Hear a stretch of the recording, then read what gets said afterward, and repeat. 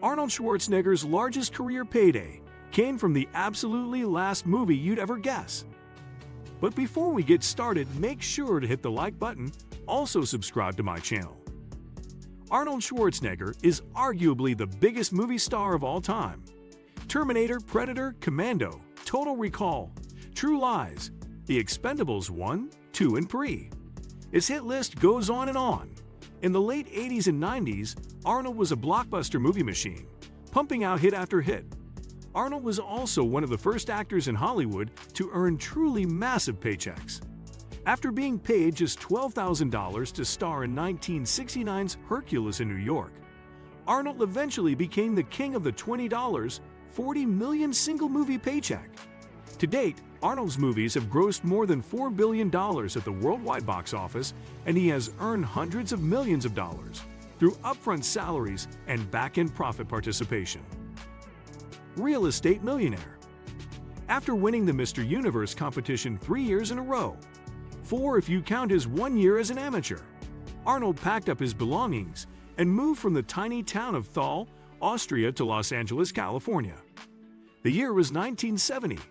And Arnold quickly found a home at Gold's Gym in Venice Beach, the mecca of bodybuilding, alongside his future pumping iron co-star Lou Ferrigno. Arnold's dream was to launch a full-time acting career. But he also wasn't the typical fresh-off-the-boat, broke actor. In fact, he came to America with $27,000 he had saved from various European bodybuilding championships and endorsements. That's the equivalent of $182,000 after adjusting for inflation. While the acting career was still a long ways away, Arnold decided to put that money to good use. He decided it would be stupid to keep renting an apartment when he could simply buy the building. So that's what he did. The first apartment was 4 units and cost $214,000. A year later, he sold the building for $360,000. He immediately poured his profits into a new 12-unit building, followed by a 36-unit building, followed by a 100-unit building. Each time Arnold sold a building, he would apply the profits to the next venture to avoid taxes and increase his potential future return. By the time he was 25 years old, nearly a decade before he was an instantly recognizable celebrity, Arnold was a real estate millionaire. In fact, the real estate profits actually helped Arnold's acting career by allowing him to be pickier with the roles he was being offered. He didn't need to accept every bit part that came his way just to make ends meet. He could be patient and wait for the perfect parts to pop up. Movie millionaire. And those perfect acting roles eventually did start to roll in. In 1982, he earned $250,000 to star in Conan the Barbarian. A year later, he starred in Conan the Destroyer for $360,000. Also in 1984, Arnold agreed to take a hefty pay cut to star in a little movie called The Terminator. As crazy as this sounds, the movie studio desperately wanted to cast O.J. Simpson in the role of the Terminator, but director James Cameron did not think O.J. would be believable as a killer. So Arnold signed on and agreed to lower his normal salary to $75,000. As we all know now, The Terminator eventually went on to become a massive success at the box office. The film earned $80 million worldwide and instantly turned Arnold Schwarzenegger into a superstar. And the hits kept coming.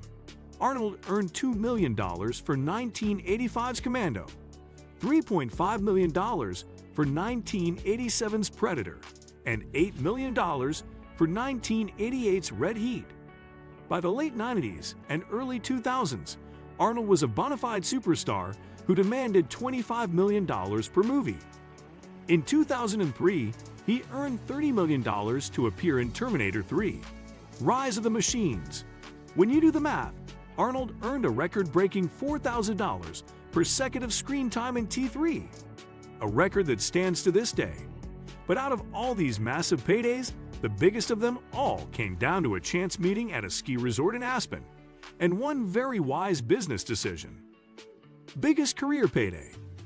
At some point in the mid-80s, while vacationing in Aspen, Arnold ran into the director Ivan Reitman. Reitman was fresh off the blockbuster success of Ghostbusters and was looking for a new project. One night after the two had some drinks, Arnold told Ivan that he wanted to star in his next big comedy. Considering the fact that Arnold was the most famous action superstar on the planet, the comedy-minded Reitman was understandably skeptical. He actually didn't even think Arnold was being serious. After hanging for a few nights at the Aspen bars, Ivan's attitude began to change. He was impressed by how gentle the muscle-bound Austrian was in real life. Arnold also surprisingly appeared to possess a natural knack for comedy. By the end of the vacation, both men agreed that upon their return to Hollywood, they would find a project to work on together. Back in LA, Ivan sent Arnold a couple of scripts that might work for their project. The one that Arnold loved the most was titled The Experiment. The plot revolved around a set of unlikely twins who were separated at birth after a secret experiment conducted in a genetics lab. Studio executives soon expressed nervousness at the idea of a German-sounding actor starring in a movie that showed people conducting human genetic experiments that came with an ominous title like The Experiment. Now that I think about it, I see their point. So the title was changed to Twins. When it came to casting the other twin, who was supposed to be Arnold's physical opposite, it was actually Arnold's idea to hire Danny DeVito. Ivan, Arnold, and Danny met at a restaurant in Los Angeles one night to discuss the film. Everything fell into place perfectly, and believe it or not, all three men signed on to star in the movie right there in the restaurant, on a napkin. Ivan took that napkin to the studios and announced that all three were officially on board. Next, the studio came to Arnold, the biggest star in the world at that time, and asked how much his services would cost.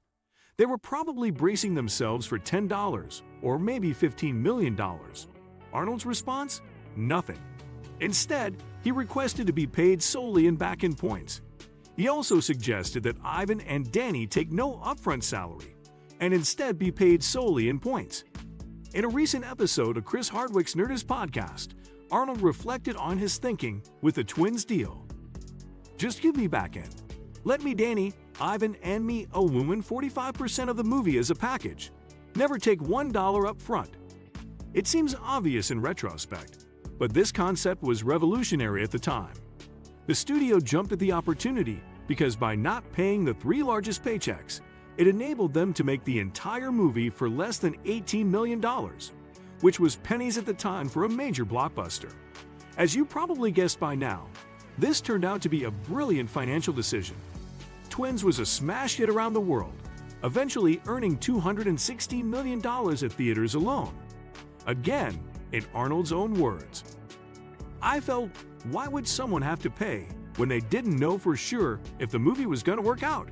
I take the risk, you take the risk. Let's all take the risk and let's all go to work." So how this plan work out? Arnold explained. The movie went through the roof internationally and domestically.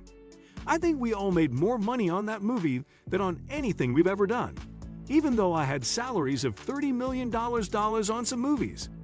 This was the biggest payday because we owned a percentage of everything. TV rights, cable rights, merchandising. We owned that money and made a fortune.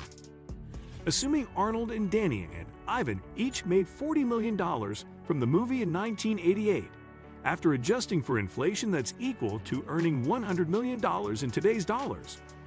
That's enough to be one of the largest acting paychecks any actor has ever earned for a single movie. So what's the lesson here? Arnold's own words put it best one final time. It was one of those typical examples that when you're not that money hungry, just doing something for the money, then things work out really well. Sometimes much better, because it's your passion for the project. It's your interest in the project. It creates a whole different relationship with the studio and your workers around you. Everyone who worked on the movie got more money than we got. Everyone was in a good mood. The movie turned out fantastic. And if all of this isn't awesome enough, Arnold has at times indicated that he, Ivan, and Danny were working on a sequel to Twins called Triplets. In this version, Danny and Arnold find out they have a long-lost twin brother, played by Eddie Murphy. Will this movie do well enough for Arnold to break his twins' paycheck record? I can't wait to see. But you learned something new today that you didn't know before. We hope you did. So if you're interested in learning more amazing facts, make sure to subscribe to our YouTube channel and hit the bell icon to get notified by our new videos. Please like and share the video. Don't forget to comment down your views on this. Thanks for watching till the end.